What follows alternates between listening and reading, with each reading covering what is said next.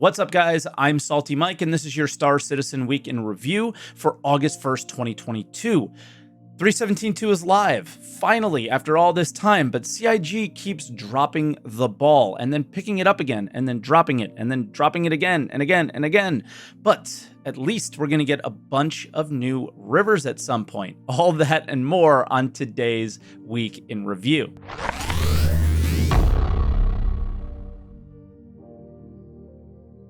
And as always, if this is your first week in review, this is where I take all of the official Star Citizen news each week, pile it into one video, and share some of my opinions on them as well. I also live stream on Twitch, twitch.tv/SaltEMike, every day but Monday, so I can get this video out to you guys. And I do have a second channel, SaltEMike 2. I'm going to be making some pretty big changes there, a little bit less on the reaction videos and a little bit more curated content, hopefully in the future. And channel members, thank you so much for being channel members. I really appreciate it. If you guys do want to go above and beyond and support the channel financially, you can go ahead and hit that join button below. But we do have a ton to get through. With the live patch, we should probably start out with patch notes updates.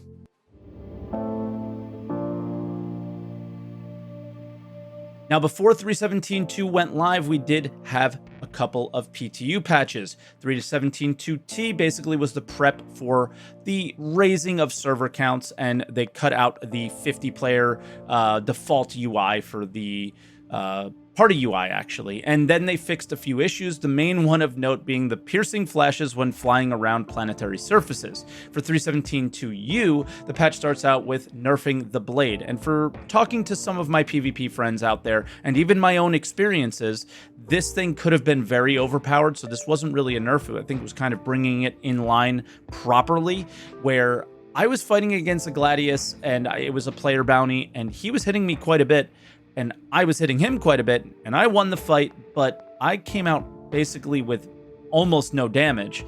And we joked about it, but it turned out to be that I think because of this bug being fixed, that I didn't take damage that I was supposed to. So good on them fixing that. They also fixed a number of other bugs, basically, that was my major issue, where if I crashed out, I got stuck in an infinite loading screen 100% of the time. I really hope that that crash fix is perfect and is in 3.17.2 Live, but we'll have to see.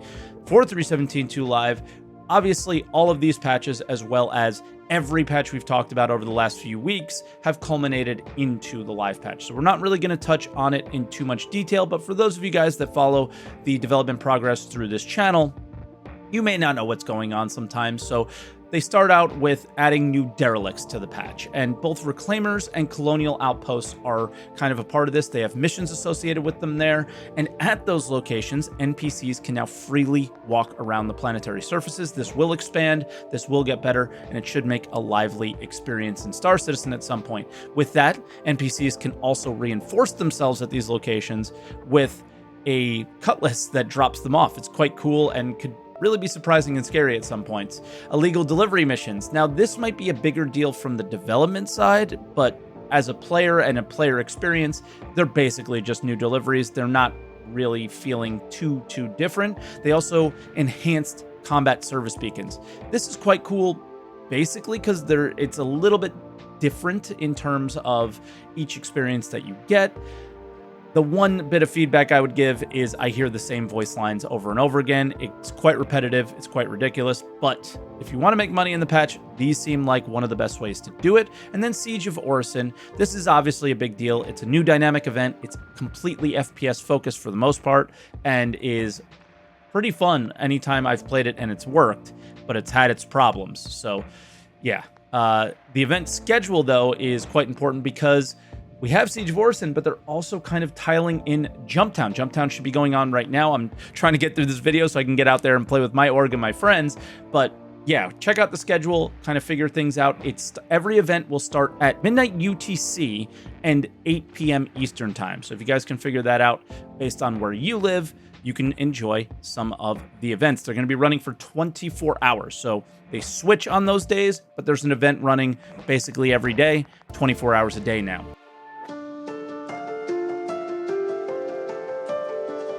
What do you think?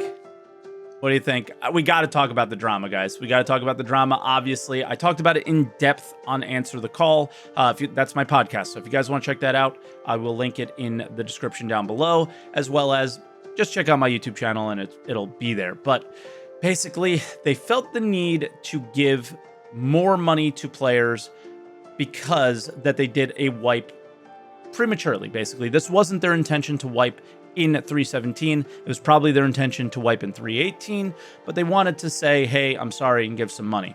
And that all was, I thought, communicated fairly well, and, you know, props to them for that. But then they gave too much money. And what happens here is you're going to get narratives created, whether they're true or not. And the narrative that gets created is that they take money back, because this is what they ended up doing. They ended up taking the too much money back, screwing that up, and taking all the money, basically. It was a complete disaster, a huge mess. And what you're hearing now, whether it's true or not, I don't know, and it doesn't matter, is the narrative that higher ups at CIG or whoever's making these decisions is making them because they felt that if players had too much money, they wouldn't buy spaceships. I don't really believe that that's true necessarily. I think that they felt that the players would have a less good experience in the PTU, or live, excuse me, because there's no progress to make. You have all the money. There really is no progress in Star Citizen at this point. The only progress you have is watching your wallet number go up. If your wallet number is excessively high at the start, well, you're not going to have the incentive to play as much as you do currently. The issue that I have now is then they said they're going to fix it again by giving everybody 1 million credits on their account and all these silly things. It was just a complete disaster, and CIG needs to stop trying to do things differently. If you have to wipe, just wipe.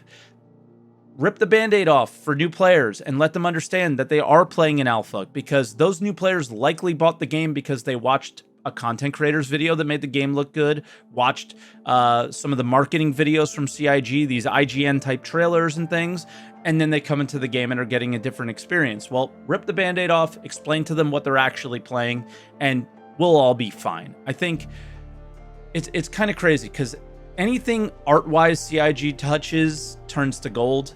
Anything economy, gameplay, mission, anything that is the actual expectation of what we would play turns to you know what.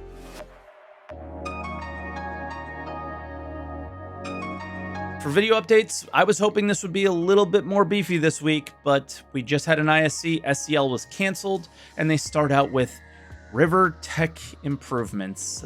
Not what I was expecting for this big thing that Jared teased, but here we are, and they start off by telling us exactly what they've improved with their back-end tech. The first big improvement I've made to the river placement tool is an overhaul of the UI. I've split up all of the stuff it can do into separate tabs. So we have the manual river placement here, the automatic river placement, a view of all of the rivers currently on the planet. We'll visit this again later. View, which is how we can enable or disable various debug view modes. And debug tools, which is just a collection of various other things that I sometimes use to make sure that my tools are working properly. The next biggest improvement I've done is river prediction. What the river prediction does is it has a look at kind of the rough direction water would travel if you were to place a river under the mouse. The automatic river placement is split up into 4 steps. The first step is the gather. This looks for positions where we have a rough idea that there will be a river that fulfills certain criteria, and we use the prediction that we saw a moment ago to do this. We can change various settings such as the target river quantity, the min macro steps, which is the number of those large steps we saw a moment ago for the river to be considered, and the number of attempts of positions it will do while trying to find these. Now, I feel this stuff is all pretty cool, actually, but it's in general, I want to know what we're going to be doing at rivers, not, wow, rivers look cool, right? So then he showed us the tool in action, which is all very neat, but I don't want to go into too much detail here because it's more on the development side and it's a little bit dry. But yeah, they have a tool and it places rivers really quickly now, so we can expect to see more of them soon. What I don't expect is to see a update or discussion around what we're going to do there, why they're important, but you can kind of decipher what some of those things may be. You would imagine that being around a river would be more advantageous than not being around a river. Think of like a Civ 6, Civ 5 starting spot, right? I imagine when we are buying land and things like that, that you may want to be around a river. It may create an increased value of that land, and you could buy and sell. And I know this is a little like out there and way in the future kind of stuff, but yeah, there's something there. And then they went into the Centurion, which is a ground vehicle, but we have to kind of start out with the standard of really, what is it?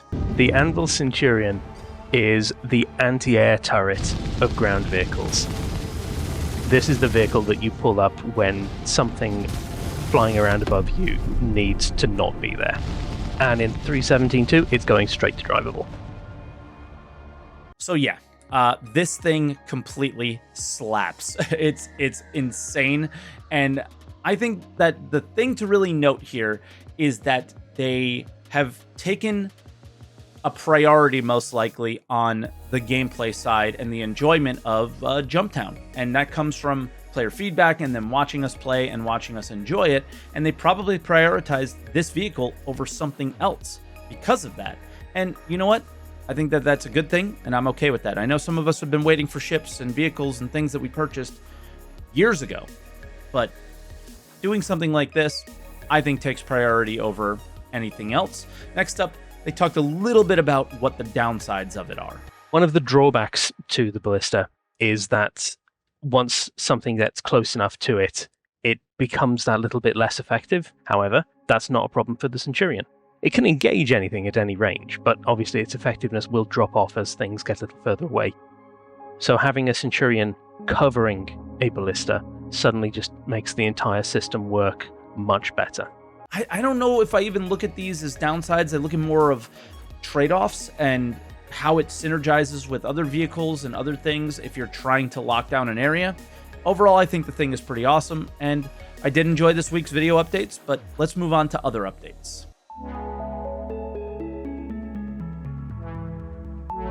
And we're going to start out with a sneak peek. I don't know what this is, but it is certainly creepy. Let me know what you guys think is going on here. I assume it's just, hey, check out our derelict locations that are going to be in Pyro again, the usual, right? Then we had a Galactapedia update, which the main article was about a lore article, so not much to look at there. But then the smaller ones were a mixed bag with drugs and plants and planets. As you know, most of the time it's just planets, but there was a little bit of a mixed bag this time, which was nice. And then the Centurion QA. I didn't see anything monumental that you wouldn't, kind of know the answer to already there, but it's basically slower than the other Atlas vehicles. It has more of a signature, just a little bit more, and it can do more damage. Really, that's all we got going on there. It's not too crazy of a vehicle. It's pretty self-explanatory. It's a turret on a truck. There you go. Siege of Orison contests. Screenshot contest, basically. Another screenshot contest. Big deal. Prizes are pretty cool, though, so if you guys want to take part in that, go ahead and check that out. And then the last thing I want to talk about is Test Universe Champions. This is probably the most important thing that we're going to discuss here today. Believe it or not, you might think that I'm crazy by saying that, but we have 318 PTU coming up, and we're going to be in that PTU for months. And if you've had any PTU experience in the past, concurrency dies down basically after the first day instantly. And in order to keep people engaged with this, they do have to reward engagement in some way. I don't know if this is the best way, but I am glad that they realized this and that they took the initiative to do something about it. I think it's cool giving away ships to people. These are very valuable ships that they're giving away too. So based on what you're doing in testing here, you could win one of these ships, and 318 is really important to test. So get out there, test, and maybe get yourself something really cool, and it'll benefit the project as well. Now that'll do it for this week's video. Thank you so much for watching, everybody. I really appreciate it. It was fun making the video as always, and yeah, make sure you leave a like if you guys got something out of the video and felt I deserved it.